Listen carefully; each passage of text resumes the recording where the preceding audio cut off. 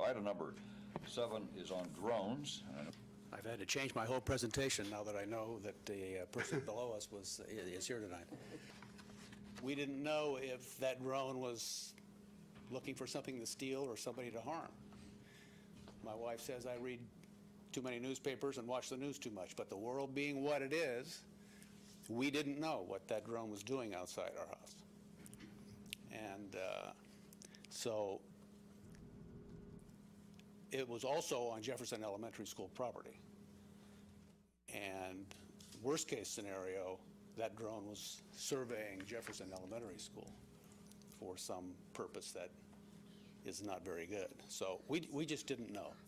I was pretty surprised when the investigating officer, told me that she could not do anything about the situation. There were no existing ordinances that could be applied.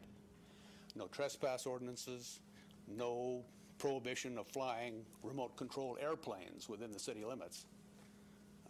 And we all know how dangerous those things are. My preference would be for you to declare the city of Pullman a no-drone zone and give it some teeth. And so since we've heard from John, we have a couple people here also who do some experiments with drones. And Greg, do you want to come forward and say, because I believe you gave a presentation a while back to the police department. So privacy concerns.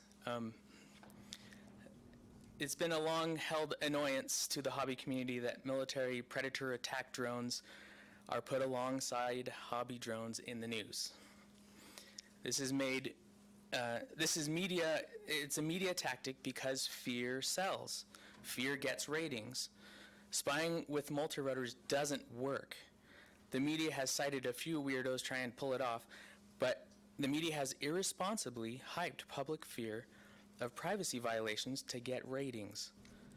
As your local news station can attest, any headline with the word drone in it gets attention.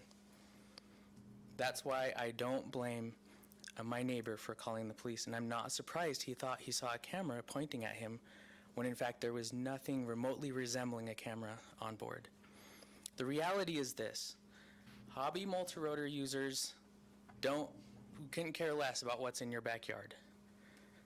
If somebody did, though, using a drone would be the worst way to find out. They're expensive, they're very conspicuous. The noise they produce is somewhere between a vacuum cleaner and a lawnmower. They're easily spotted and are not sneaky or covert at all. What we should be banning in Pullman is an even more recent technological development. I call it cell phone on a stick. Let me show you. This guy is a cell phone on a stick. Now, I'm being a bit facetious here, but this device is silent. Most people can make one in about 30 seconds. They can easily see over backyard fences. They're quite covert, virtually undetectable, and can record video and audio and transmit it via a live stream to YouTube for anyone in the world to see. Feel violated yet? The fact is that here in Pullman, we're not other cities. We're Pullman. The next time I'm flying in the park or in the field behind Orion Street, I invite you to come check out what I'm doing. You can see and know for yourself the reality of the situation. Like many of your neighbors, it will settle your anxiety over the emerging hobby.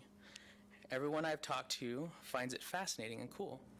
I suspect Mr. Thielbar is not the only one who has been influenced by the media scare tactics. To this end, I suggest a more productive effort.